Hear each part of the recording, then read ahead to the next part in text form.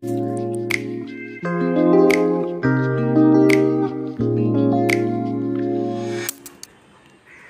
তুলতুলে তালের মালপোয়াটা বানিয়ে নিতে পারেন খুব সহজ পদ্ধতিতে। বানানো খুবই সহজ আর খুব কম উপকরণ দিয়ে তৈরি করে নেওয়া যায় তালের মালপোয়া। আর জন্মাষ্টমী উপলক্ষে বানাতে পারেন বাড়িতেই তালের মালপোয়া।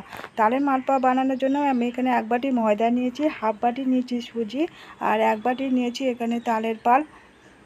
তালের পাল্পটাকে আগে থেকে আমি বার করে রেখে দিয়েছিলাম, ওটা দেখালাম না। আর নিয়েছি চিনি হাফ বাটি, আর এখানে আছে লিকুইড দুধ, এটা 2 কাপের মতো দুধ আছে। দুধটাকে আগে থেকে আমি জাল করে ঠান্ডা করে রেখেছিলাম, মানে রুম টেম্পারেচারে রেখে ঠান্ডা করে নেওয়া।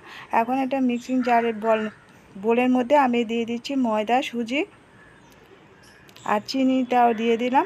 চিনি এখানে কতগুলো মালপোয়া তৈরি করা হবে পরিমাণ বুঝে চিনিটাকে অ্যাড করতে হবে। এখন দিয়ে দিচ্ছি সামান্য একটু নুন। এবারে তালের পাল্পটাকে দিয়ে দিচ্ছি। আমি এখানে দানা চিনি দিচ্ছি, এবার এগুলো গুঁড়ো চিনিও দিতে পারেন। এখন যেহেতু দানা চিনি দিচ্ছি, চিনিটাকে গলে যাওয়ার জন্য অপেক্ষা করতে হবে, সেই জন্য এটাকে মিশিয়ে আমি এটাকে রেস্টে রেখে দেবো। আর চিনির পরিমাণটা বুঝে শুনে অ্যাড করতে হবে, অত্যাধিক পরিমাণেও দেওয়া যাবে না, সেক্ষেত্রে বেশি পরিমাণে চিনি দিলে আবার মালপোয়াগুলো ভালো ফুলবে না। এখন অল্প অল্প করে লিকুইড দুধ দিয়ে মিশ্রণটাকে আমি ফেটিয়ে নিচ্ছি। একটা হ্যান্ড উইক্সের সাহায্যে এটাকে ফেটিয়ে নেব।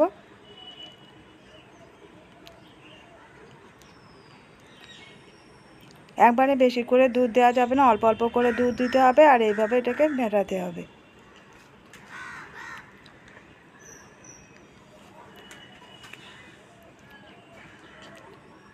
প্রথমে অল্প অল্প করে দুধ দেবো, দিয়ে আর এভাবে এটাকে মিশ্রণটাকে তৈরি করব। এটা একেবারে পাতলা হবে না, আবার খুব বেশি ঘনও হবে না।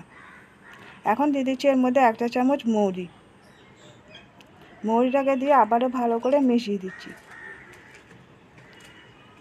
এবারে আরও একটু দুধ দিয়ে দিলাম। দুধটাকে দিয়ে আবারও ভালো করে ফেটিয়ে নিচ্ছি।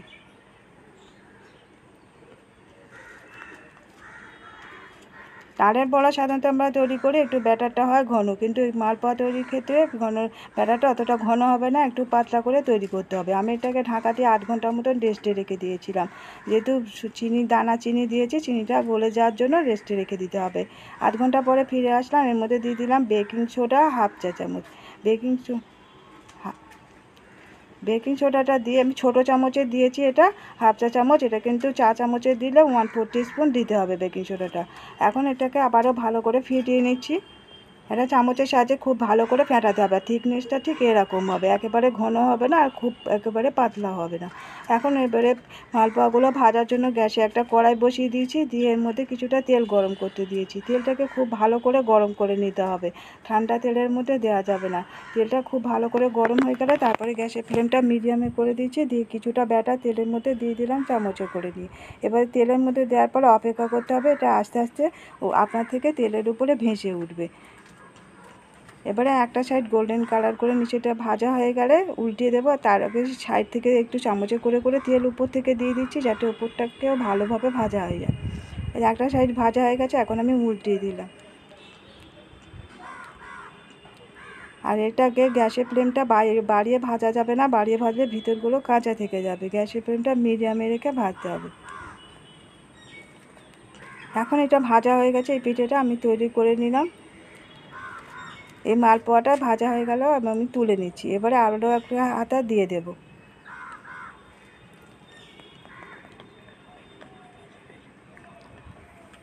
এবারে আরও 1 হাতা দিয়ে দিলাম ব্যাটারটাকে দিয়ে এবারে অপেক্ষা করব। এটা চামচের সাহায্যে একটু সাইড দিয়ে তেল উপর থেকে দিয়ে দিলে এটা ভালোভাবে উপরটা ভাজা হয়ে যায় তেলগুলো লাগলে। যেটা ভাজা হয়ে গেছে একটা সাইড কি সুন্দর উপর থেকে ফুলে উঠেছে।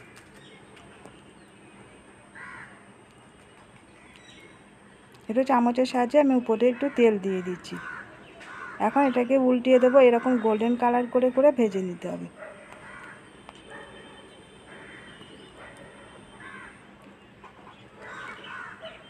এই মালপোয়াটা ভাজা হয়ে গেছে, এটাকে আমি উল্টেই দেব।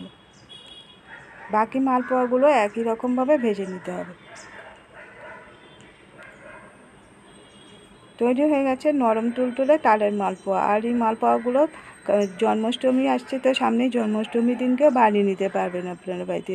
আর খুব বেশি উপকরণ লাগে না, বানানো খুবই সহজ। তো বন্ধুরা, কেমন লাগলো আজকের রেসিপিটা কমেন্ট করে জানাতে ভুলবেন না। ভালো লাগলে একটা লাইক দিয়ে দেবেন, শেয়ার করে দেবেন এবং সাবস্ক্রাইব করে রাখার রিকোয়েস্ট করলাম নতুন বন্ধুদের কাছে। পাশে থাকা বেল বাটনটিকে অন করে রাখবেন, যখনই নতুন ভিডিও আপলোড করব নোটিফিকেশান আপনাদের কাছে পৌঁছে যাবে। এখন আমি একটা মালপোয়া ছিঁড়ে দেখাচ্ছি ভিতরটা কেমন হয়েছে। একটুও কাঁচা নেই, ভিতরটা কি সুন্দর নরম তুলতুলে, আর খেতে কিন্তু দুর্দান্ত লাগে এই মালপোয়াগুলো। তো বন্ধুরা, আজ মতো বিদায় নিচ্ছি, আবার ফিরে আসছি নতুন কোনো রেসিপি নিয়ে। ততক্ষণ সবাই সুস্থ থাকবেন, ভালো থাকবেন।